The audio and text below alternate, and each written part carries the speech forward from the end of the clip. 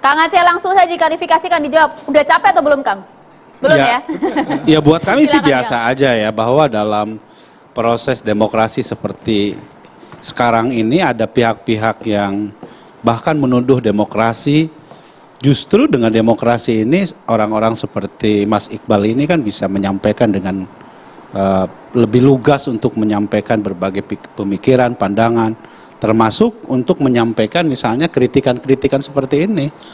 Ya bagi kami kalau seperti yang disampaikan oleh Pak Prabowo mengatakan bahwa kalau tidak ada demokrasi, orang seperti Pak Anies tidak mungkin bisa menjadi gubernur.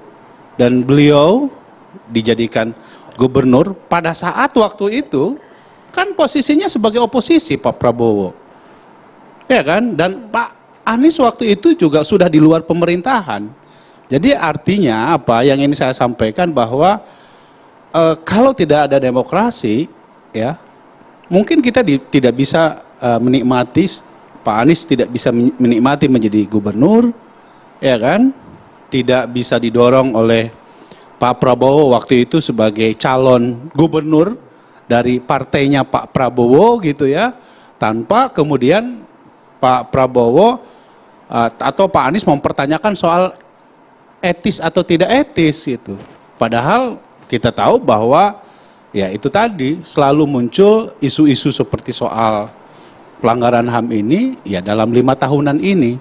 Tapi poin saya adalah begini ya, kalau kita melihat dan kita evaluasi dari proses debat yang kemarin ya, bagi kami debat yang kemarin saya tentu sebagai pendukungnya Pak Prabowo Gibran, saya harus mengatakan bahwa Pak Prabowo telah menunjukkan seorang yang betul-betul negarawan gitu ya. Sekalipun beliau katakanlah diserang dengan berbagai, terutama saya kira isu 5 tahunan ini selalu muncul kepada beliau, ya beliau dengan sangat elegan menyampaikan. Ini serangannya bahwa, kanan kiri loh Kang Aceh.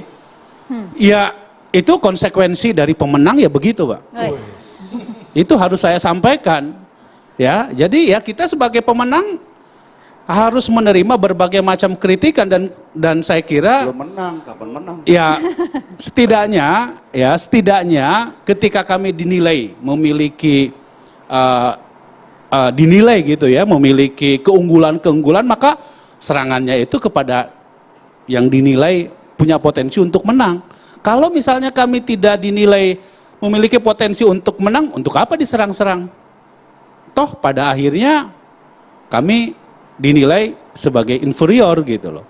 Jadi karena itu ya bagi kami tentu seharusnya debat adalah bagaimana kita bisa mengeksplorasi gagasan, bisa menawarkan, mendalami apa yang ada di dalam pikiran masing-masing calon tersebut, ya sehingga masyarakat diberikan tawaran-tawaran yang banyak dari berbagai kandidat tersebut gitu ya, sehingga dari situ masyarakat diberikan berbagai macam pilihan tentang apa yang terbaik di antara gagasan-gagasannya tersebut.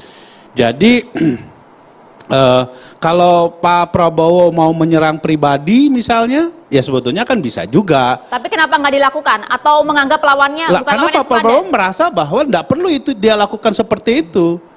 Ya, kalau kita mau jujur-jujuran gitu, ya, kalau mau menyerang soal etik atau tidak etik gitu, kan ada pihak yang maaf to say gitu ya, yang diduga terlibat di dalam dugaan.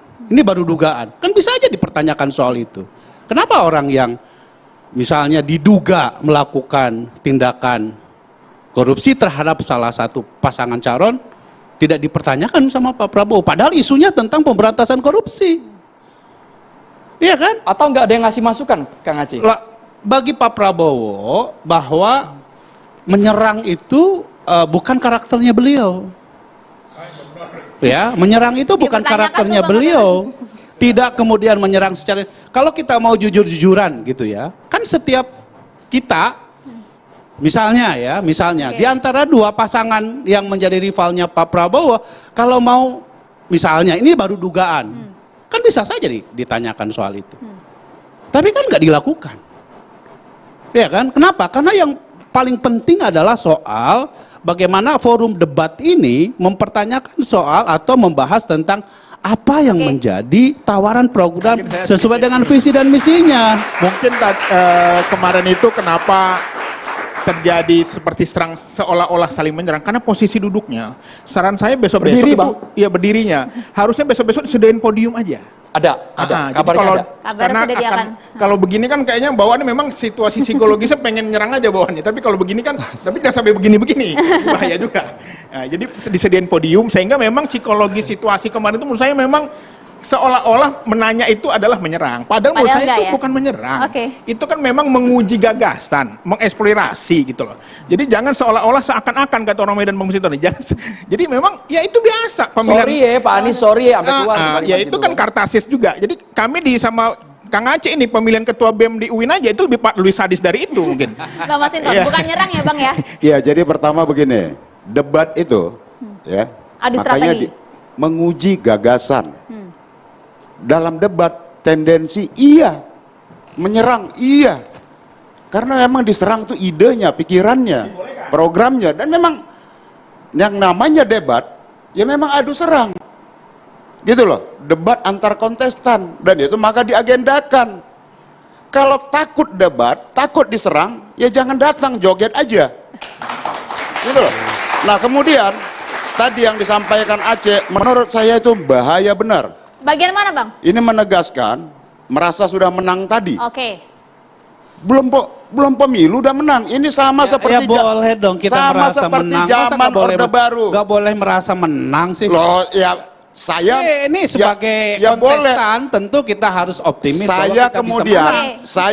Iya kan? saya kemudian mengingat rekam jejak perjalanan Republik ini. Pernah ada satu fase di masa Orde Baru belum diselenggarakan pemilu, pemenangnya sudah ditentukan oleh rejim yang berkuasa pada saat itu. Tapi kalau kita ada pemilu Dan nih Bang. ini, ya tadi ini mengingatkan, ini mengendap dalam memori kolektif bangsa ini. Di mana satu pemilu pada fase pemilu pada masa Orde Baru, pemilunya belum diselenggarakan, pemenangnya sudah ditentukan.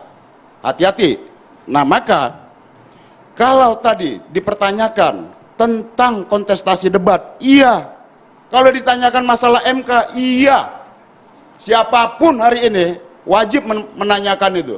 Bahwa itu ada putusan dari yang namanya Mahkamah Konstitusi, iya. Kita harus hormatin, iya. Tapi itu jelas melanggar etika. Ketua Mahkamah Konstitusi diberhentikan sebagai ketua MK karena melanggar etika berat. Saya kasih analogi begini, kalau kita di transportasi umum, ada ibu hamil, ada kursi kosong di sana. Kemudian kita atau anak-anak muda menduduki kursi tadi. Salah?